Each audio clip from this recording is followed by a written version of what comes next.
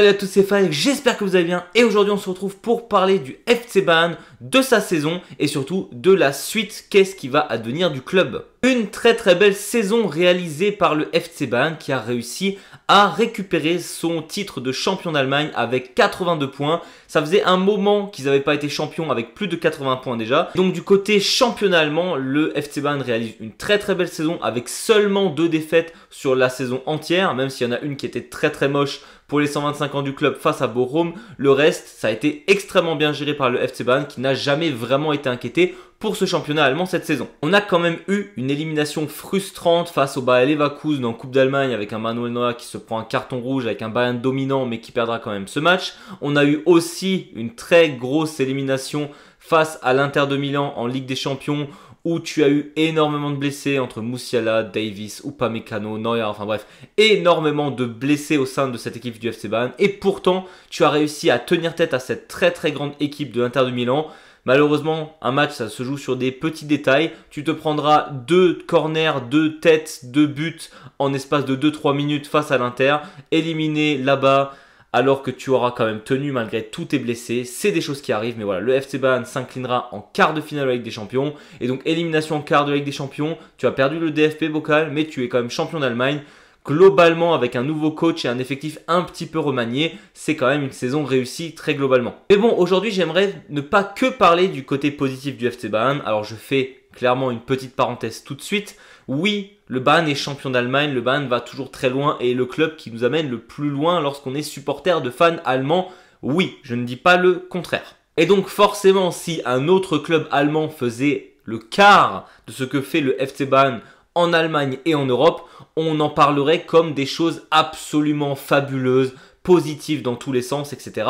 Mais vu que là c'est le FC Bayern, on peut se dire qu'il y a des choses à améliorer, mais c'est justement parce que c'est le FC Bayern et que c'est, allez, on va rester gentil, un des 5 meilleurs clubs de l'histoire du football.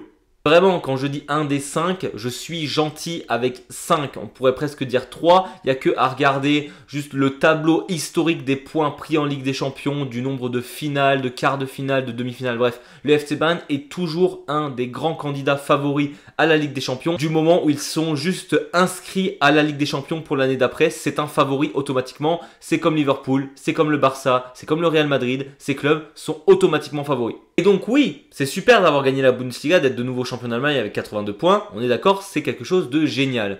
Par contre, la gestion globale du FC Bayern, elle est encore très bancale actuellement. Déjà, on se rappelle de l'été dernier, le FC Bayern a galéré comme pas possible à trouver un nouveau coach. Pour le coup, ça a été Vincent Kompany, il a ses qualités, il a ses défauts, mais ils ont eu énormément de difficultés à recruter un coach. Et c'est vrai que pour un club du calibre du FC Bayern, on sent qu'au niveau de la direction, il y a vraiment des choses qui ne vont pas. Et donc cette vidéo, elle est là pour ça. Comment le FC Bayern va gérer cette transition de l'été?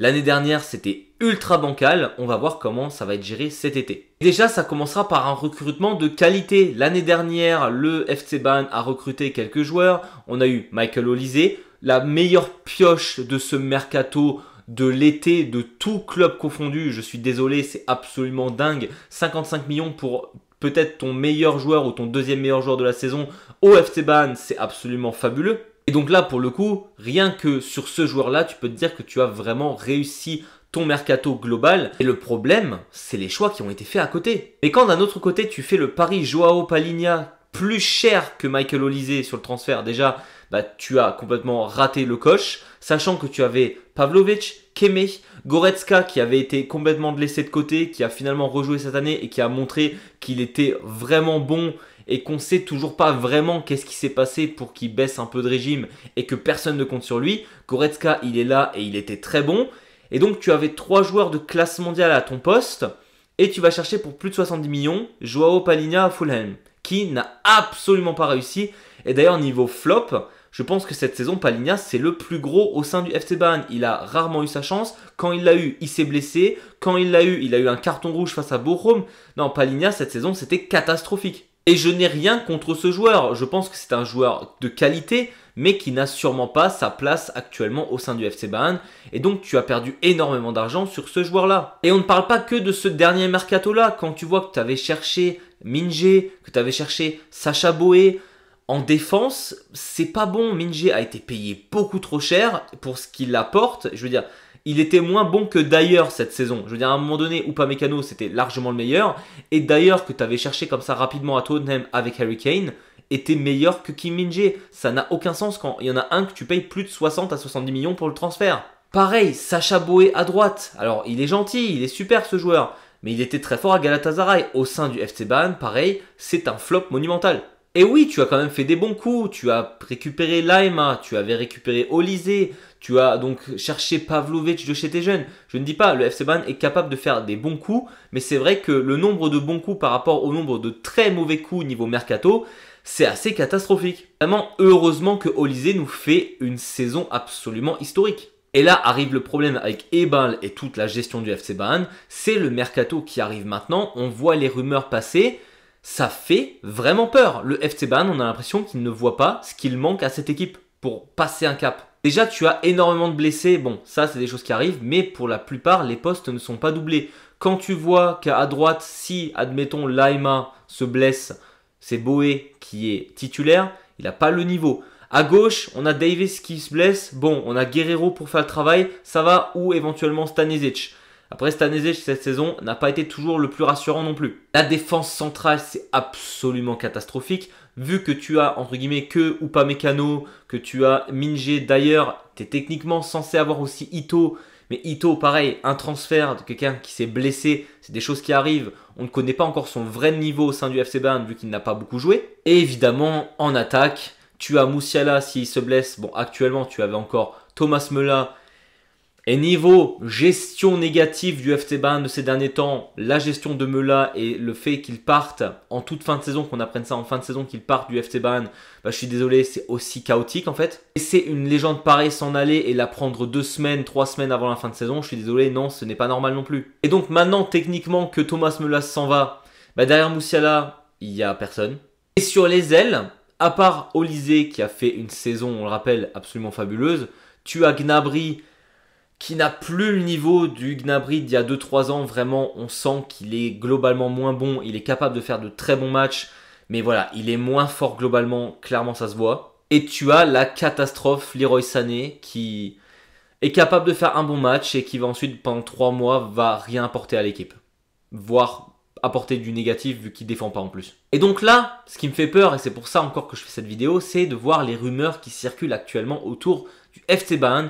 Déjà, ça fait plus d'1 an qu'on le sait, ça fait 2-3 ans même que le FC Bayern, ils sont sur Florian Wirtz. Là, c'est la transition, on sait que Wirtz va partir du Bayer Leverkusen. Tout le monde est dessus, forcément, c'est un joueur de classe mondiale. Il va à Liverpool apparemment. Voilà, ça n'a pas été signé, mais on sait qu'il aurait donné son accord à Liverpool.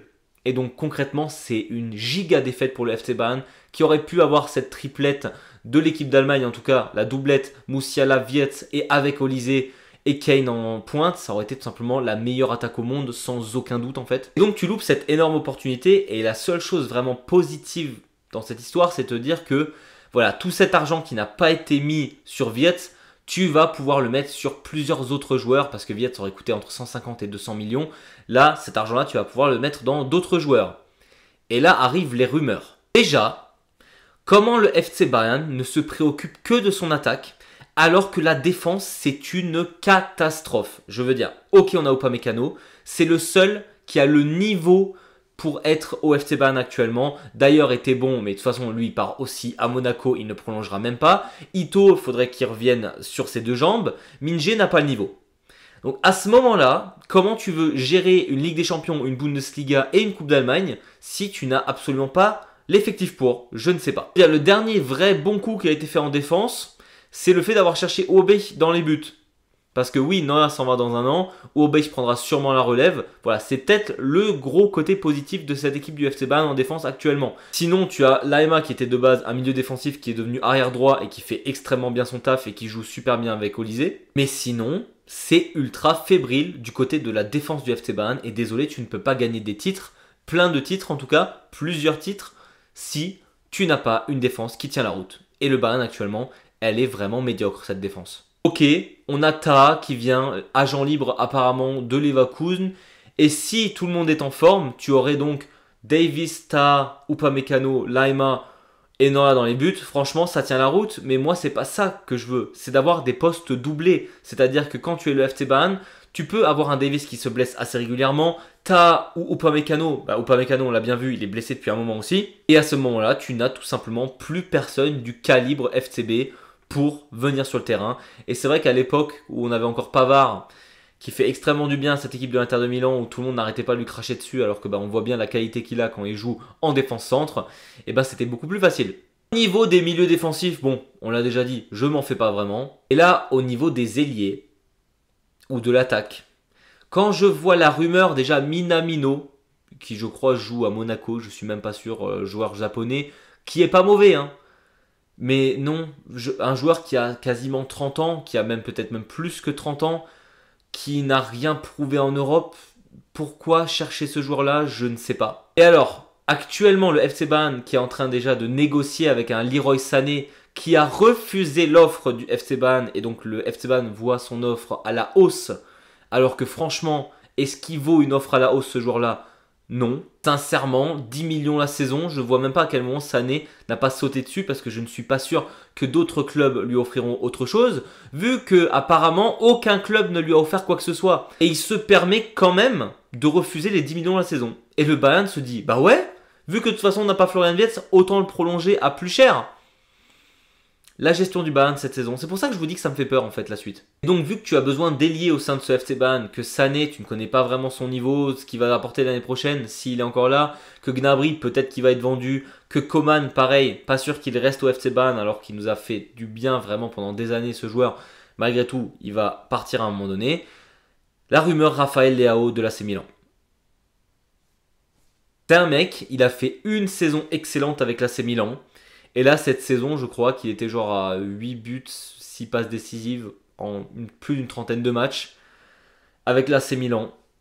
Alors oui, il est bon, c'est un bon joueur. Après, quand tu as déjà Gnabry, Coman, Sané, Olise, pourquoi Raphaël Leao, qui sera dans le même profil que Sané, qui défend pas plus que ça, et qui coûte hyper cher? Je veux dire, un mec comme Raphaël Leao, l'AC Milan, ils vont pas s'en séparer aussi facilement. Donc, tu vas le payer quoi? 70 millions comme Palhinha pour que finalement il finisse sur le banc? Franchement, c'est une idée pas plus folle que ça. Et moi, un truc qui m'énerve vraiment avec la gestion du FC Bayern depuis quelques temps, c'est qu'il ne donne absolument plus la chance à la jeunesse du FC Bayern. Je veux dire, un Alaba à l'époque, il venait des jeunes. Touba, il venait des jeunes. Thomas Müller, il venait des jeunes. Tu as des jeunes joueurs ultra talentueux au sein de tes jeunes. Va tenter la chance, va les mettre sur le terrain. Va pas remplacer Sané et le mettre sur le terrain à la 80e minute alors que tu mènes 4-0. Mets-moi les jeunes sur le terrain, compagnie. Il suffit d'un seul mec qui explose. Il suffit d'une personne comme Pavlovic qui montre du jour au lendemain, voilà, j'ai le niveau pour jouer au FC Bayern, d'être soit titulaire, soit remplaçant lorsqu'il le faut en fait. Tu as ces joueurs sur le banc, tu as ces joueurs dans ton académie, tente-les. Par exemple, le jeune Ibrahimovic, qui n'a absolument rien à voir avec la légende qu'on connaît tous, hein, j'ai l'impression que ça fait 4 ans qu'il est sur le banc du FC Bayern à attendre qu'il soit mis sur le terrain à un moment donné. Et au pire, si tu le mets sur le terrain et qu'il a du talent mais pas assez pour jouer au FC Bayern, tu pourras le vendre plus cher. Alors que là, il va juste partir pour rien et tu auras peut-être perdu un talent monumental. Pareil, quand je vois le jeune Kouzi Azaré chez les jeunes du FC Bayern et que ce joueur-là n'a pas eu plus de temps de jeu que ça me rend fou. On a besoin d'une relève avec Moussiala, de quelqu'un derrière lui. Tu as ce jeune joueur qui a l'air d'avoir du talent, mais comme pas possible, et il joue pas. C'est un avant-centre. C'est vraiment ce qu'a besoin le FC Bayern. Peut-être que tu n'as pas besoin de débourser 200 millions pour un Florian Wirtz ou 80 millions en tant qu'ailier pour un Raphaël Leao. Peut-être que Kouzi Azaré, chez tes jeunes, c'est le futur et c'est lui qui vaudra 50 à 60 millions. Tu ne le sais pas du moment où le jeune ne joue jamais, alors qu'il a vraiment un talent de fou. Je pense sincèrement que le FC Bayern doit faire un grand ménage pendant cet été. Je pense que Sané ne doit pas être signé, que Gnabry doit peut-être faire ses valises, que Coman, j'ai l'impression que c'est absolument acté qu'il va faire ses valises. Sacha Boey, pareil, il faut qu'il parte. D'ailleurs va partir. Voilà, on a plein de joueurs qui risquent de s'en aller ou qui doivent s'en aller pour gagner un peu d'argent pour le FC Bayern, pour faire des transferts. Pareil, Palhinha, tu as essayé une année, ça ne marche pas. Tu le renvoies. Alors oui, 70 millions, tu n'en gagneras clairement pas autant. Peut-être qu'il vaudra 40 à 30 millions, tu auras perdu un peu d'argent. Mais au moins, il vaut encore quelque chose. Parce que clairement, s'il continue dans cette lancée-là, bah dans 1 ou 2 ans, tu le vendras pour 10 à 20 millions, quoi. Et qui il faut chercher? Tout simplement, si tu n'as pas réussi à avoir Florian Wirtz, moi, j'ai toujours ce truc en tête de tenter Rodrigo. Voilà, le joueur du Real Madrid, qui est un joueur technique qui me fait penser un peu à Thiago, pas sur le même poste, mais au niveau du type de joueur que le Bayern a rarement, mais qui peut vraiment fit avec ce FC Bayern. Puis un joueur un peu abandonné par le Real Madrid qui vient ensuite au FC Bayern pour devenir une légende absolue en tant qu'ailier. Moi, ça me rappelle Arjen Robben, donc j'ai envie d'y croire. Au lieu de chercher un Rafael Leao, franchement, allez chercher Rodrigo. De toute façon, le gars, ils en veulent plus, le Real Madrid. Alors oui, il va coûter cher, mais Leao coûtera cher aussi. Je pense que ça peut être un fit incroyable avec le FC Bayern. Sinon, tentez les joueurs, tentez un maximum de jeunes joueurs de l'académie qui peuvent éventuellement avoir un potentiel, qui peuvent soit te ramener de l'argent, soit te ramener tout simplement un futur talent comme Pavlovic l'est actuellement. Et surtout, on va quand même croiser les doigts pour que le FC Bayern se rende compte qu'ils ont des besoins en défense. Parce que oui, Obé, c'était une très bonne pioche. T'as agent libre, ça sera très bien aussi. Mais on a quand même besoin encore de backup au sein de ce FC Bayern. Il faut vraiment prendre exemple sur le SC Freiburg qui fait plein de petits transferts malins. Là, je crois qu'ils sont déjà à 4 transferts assurés pour le début de Mercato. Et ils font ça à leur échelle, à leur niveau. Alors oui, c'est vrai que quand tu es le FC Bayern et que tu dois faire des transferts à ton niveau, c'est un niveau un peu plus élevé, on est d'accord. Mais n'empêche, tu dois tenter les choses. Sinon, bah, tu finiras éliminé en quart de finale de la Ligue des Champions. Tu gagneras éventuellement la Bundesliga. Et là, ça commence à faire 5 ans qu'ils n'ont pas gagné la Coupe d'Allemagne pour le FC Bayern, c'est beaucoup. Et donc, n'hésitez pas, vous, à me dire qu'est-ce que vous pensez, qu'est-ce que le FC Bayern doit faire cet été pour se renforcer drastiquement.